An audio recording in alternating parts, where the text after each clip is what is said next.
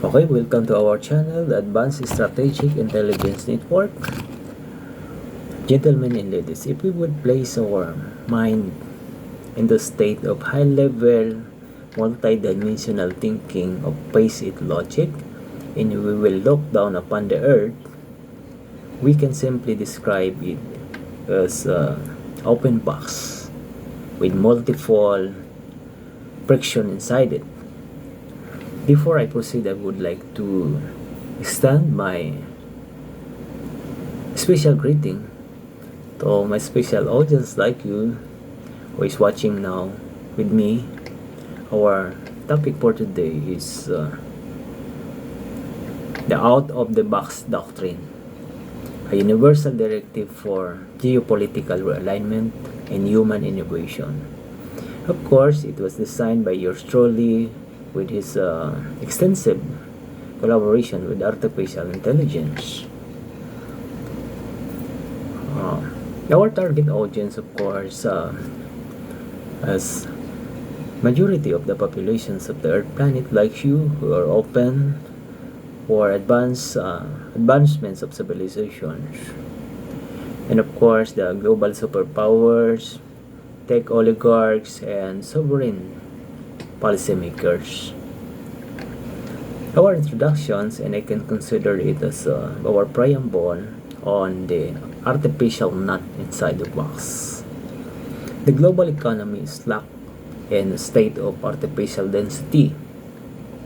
Superpowers and massive corporate entities create immense friction within the box. The earthbound economy, crushing the self-reliance and values of smaller nations.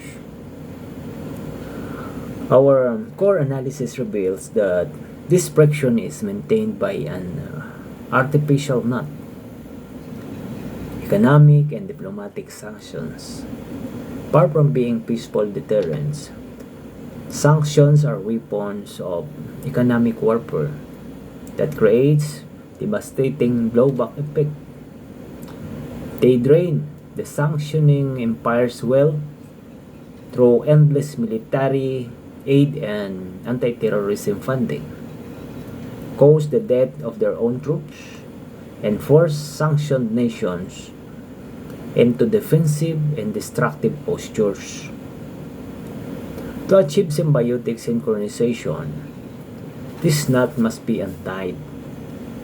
Through decompression requires a single decisive internal move before humanity can successfully launch its modern space missionaries into the pure environment outside the box. The operational directives. The first one is the catalyst move, total sanction dissolution. To relieve the systemic chokehold inside the box, the United States and global regulatory bodies must lift all economic sanctions imposed on sovereign nations. By doing so, we can be able to see the returns of the circulations. Lifting sanction immediately unclog the global vascular systems, allowing a free natural flow of energy, raw materials, and agricultural wealth. Likewise, we can be able to have the obligations to evolve. The continuous systemic resistance, such as resilient Iran or North Korea, proves that all coercive methods are ineffective or inefficient. By shifting away from the pride of maximum pressure, the superpowers are forced to abandon obsolete geopolitical gravity and pivot towards pure innovation. The liberations of the compressed potentials.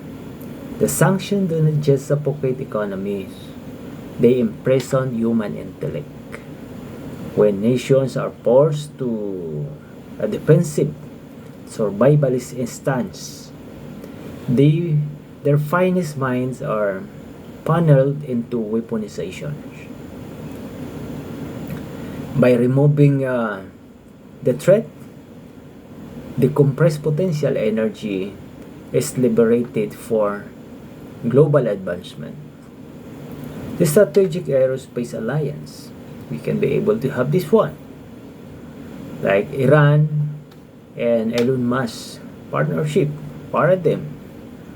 The brilliant resilience or mind of Iranian scientists honed in material science, metallurgy, and asymmetric engineering under decades of scarcity must be integrated into high frontier framework like SpaceX.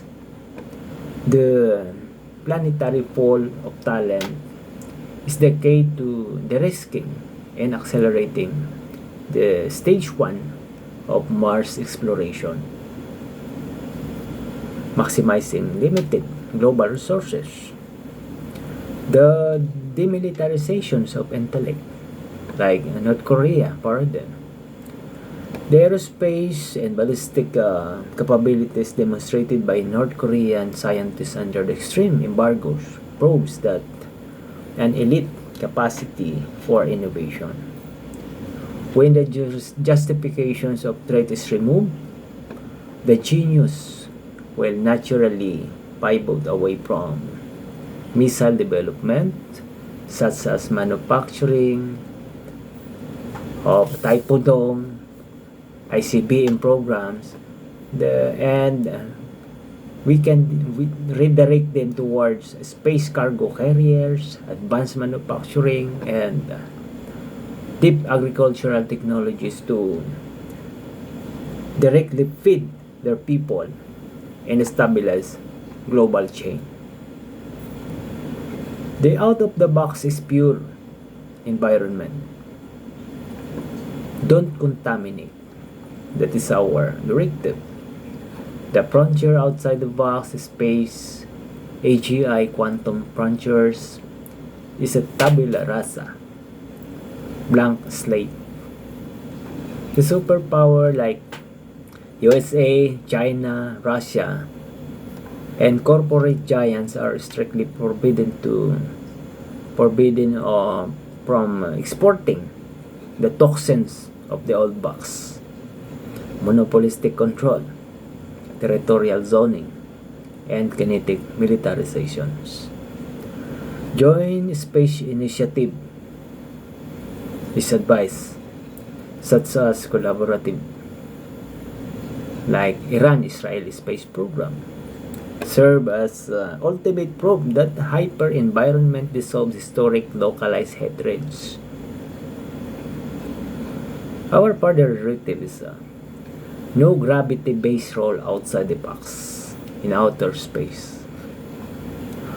The role of mass, where the largest economy or military dictates the orbit of smaller nations, ends at the edge of the box.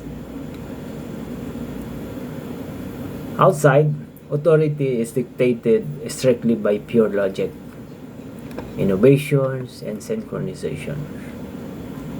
Every component of collective body possesses equal structural dignity.